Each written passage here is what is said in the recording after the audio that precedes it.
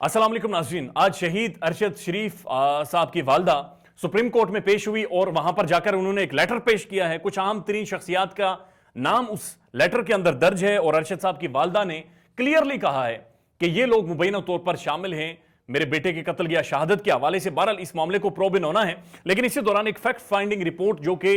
ये रिपोर्ट है एक तकरीबन 592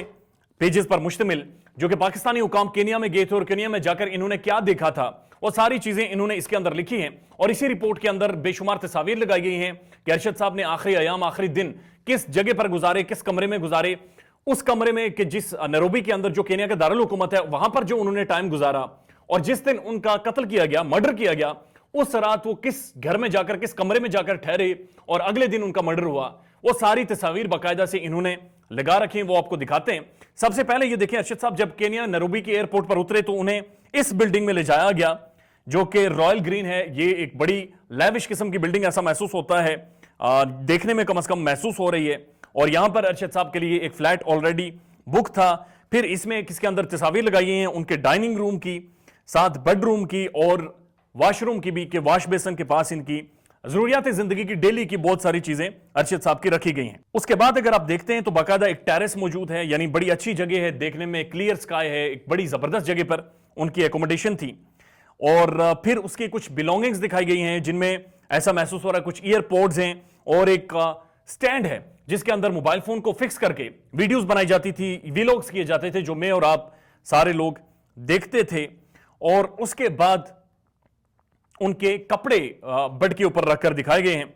जो जिसमें ट्राउजर है, उनकी टी शर्ट्स हैं, एक बैग है जो खुला हुआ है, और इन सारी चीजों को निकाल कर यानी बेड के ऊपर रखकर ये सारी चीजें दिखाई गई हैं। और बताया जा रहा है कि बहरहाल बहुत सारी चीजें ऐसी हैं कि जो मिस थी। अच्छा, ये वो इमारत है जिसमें अरशद शरीफ साहब मौजूद थे और यहां पर वो रहे हैं। उसके बाद जिस दिन इनका मर्डर हुआ, इन्हें दूसरी जगह पर यानी शूटिंग रेंज पर ले जाया गया और वहां पर जाकर इस कमरे में वो रात को रहे, यानी रात में गए और इस कमरे में उन्होंने स्टे किया, यहां पर वो रहे। और अगले दिन ये वो शूटिंग रेंज है, ये वो जगह है, ये वो रेगिस्तान है, ये वो जंगल है जहां पर शूटिंग रेंज की, और फिर रात को वापसी पर इनका मर्डर कर दिया गया, कत्ल कर दिया गया। जब आप आगे बढ़ते हैं तो इसी तरह की पिक्चर्स में जो कि इस रिपोर्ट के अंदर मौजूद हैं, इसमें बेशुमार और भी तस्वीर शेयर की गई हैं, जिनमें अरशद साहब की एक पर्सनल डायरी की भी तस्वीर लगाई गई है, माई पर्सनल असिस्टेंट, और उसके अंदर एक सुर्ख कलर का नोट है। उस नोट के अंदर आप देख सकते हैं कुछ बड़ी इंपॉर्टेंट चीजें लिखी गई हैं, जिस तरह लिखा गया है कि Bajwa name not to be taken, rest all, यानी जनरल बाजवा साहब का नाम नहीं लेना, इसके अलावा सबका नाम लेना। आगे क्वेश्चन मार्क है, फिर खुद ही इसका जवाब देते हैं, व्हाई, अगेन क्वेश्चन मार्क है।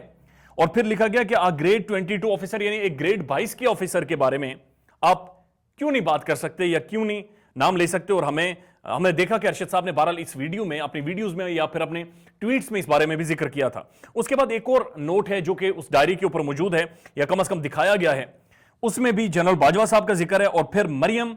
लाइकली सीएम कैंडिडेट और बाकी भी बहुत सारी चीजें जो कि उर्दू में मरियम नवाज शरीफ के हवाले से लिखी गई हैं, वो नोट भी बाकायदगी से आप देख सकते हैं कि जो यहां पर मौजूद है। उसके अलावा उनका अपना एटीएम कार्ड है, प्रेस कार्ड है इस्लामाबाद प्रेस क्लब का, और उनके बाकी सारे डॉक्यूमेंट्स यहां पर लगाए गए हैं। उनकी बेगम की भी आइडेंटिटी कार्ड की कुछ एक फोटो कॉपीज हैं, वो भी वहां पर लगाई गई हैं, और कुछ एक रसीदें हैं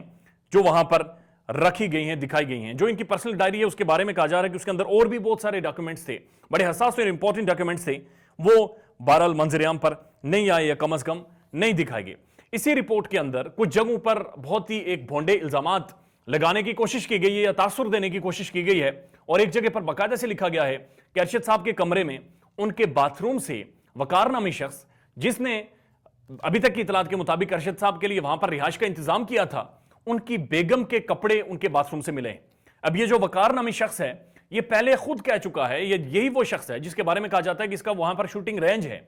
जहां पर अरशद साहब गए थे, या इनका भाई खुर्रम उस दिन ड्राइव कर रहा था। अब ये जो वकार नामी शख्स है, ये अपने मुतादिद इंटरव्यूज में ये कह चुका है, या इनके जो बयानात मंजर आम पर आए वो ये कह रहे हैं कि मेरा इनसे कोई ताल्लुक ही नहीं था, या मुलाकात ही बहुत कम हुई है जब ये हमारे फार्म हाउस पर आए हैं और खाना शाना हमने साथ खाया है। इनके ये कह रहे हैं कि जो कपड़े हैं वो बुनियादी तौर पर मेरी बेगम के हैं, और ये एक तासुर देने की कोशिश की गई है। पाकिस्तान के दो जो प्रोमिनेंट तज्जियाकार हैं वो ये कह रहे हैं कि शायद इसे ये तासुर पैदा करने की कोशिश की गई है कि हो सकता है कि लोग इस तरफ भी देखें कि कहीं गैरत के नाम पर किसी ने तो कुछ नहीं कर दिया, दो कि ऐसा हुआ नहीं था। आज की जो सबसे इंपॉर्टेंट जो डेवलपमेंट है वो अरशद शरीफ साहब की वालदा हैं जो सुप्रीम कोर्ट पहुंची हैं और व्हील चेयर पर वो आई हैं और सुप्रीम कोर्ट के सामने उन्होंने एक लेटर रखा है और उस लेटर के अंदर उन्होंने पाकिस्तान की बेशुमार प्रोमिनेंट शख्सियात के नाम लिए हैं, नाम लिखे हैं और उनके बारे में वो ये लिख रही हैं कि अरशद जाने से पहले हमें बताकर गए थे कि अगर मुझे कुछ होता है तो ये वो नाम है, ये वो लोग हैं जो बुनियादी तौर पर जिम्मेदार होंगे। और इस लेटर के अंदर जो 3 पेजेस पर मबनी है, इसके अंदर वो ये भी लिख रहे हैं कि बुनियादी तौर पर यही लोग कई दफा अरशद शरीफ के घर पर भी आए, यानी हमारे घर पर भी आए और इन्होंने कई दफा अरशद साहब को कहा कि हम आपको फिक्स कर देंगे, बहुत बुरे कॉन्सिक्वेंसेस होंगे अगर आप अपनी लाइन से पीछे ना हटे तो। और उसके बाद इन्होंने मुख्तलिफ जगहों पर लिखा है कि अरशद साहब को बाकायदा से बुलाया भी गया मुख्तलिफ जगहों पर और उन्हें धमकाया गया कि आपने ये बातचीत नहीं करनी। बहरहाल ये एक रिपोर्ट है जिसके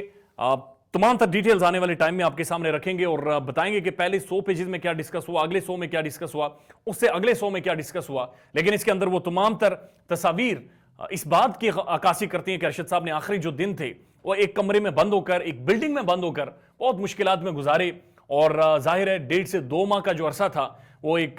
ज़हनी अजियत ही थी कि आप एक तीसरे शहर में मौजूद हैं जो कि मशहूर है एक नोटोरियस गैंग्स के हवाले से, जो टारगेट किलिंग्स के हवाले से। वहां पर आप एक बिल्डिंग के अंदर, एक कमरे के अंदर बंद हैं। आप सिर्फ यूट्यूब के ऊपर वीडियो कर सकते हैं, आपने अपनी लोकेशन भी किसी को नहीं बता सकते, अपने घर वालों को लोकेशन नहीं बता सकते और उसके बाद एक दिन के लिए आप बाहर निकलते हैं तो आपके जो कातिल थे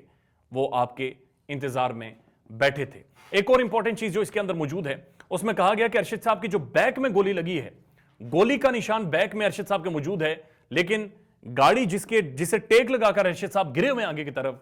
उसकी बैक पर यानी उस सीट के अंदर निशान नहीं है कि गोली उस सीट में से गुजर कर उन्हें लगी हो। ख्याल रखिएगा अपना। अल्लाह हाफिज।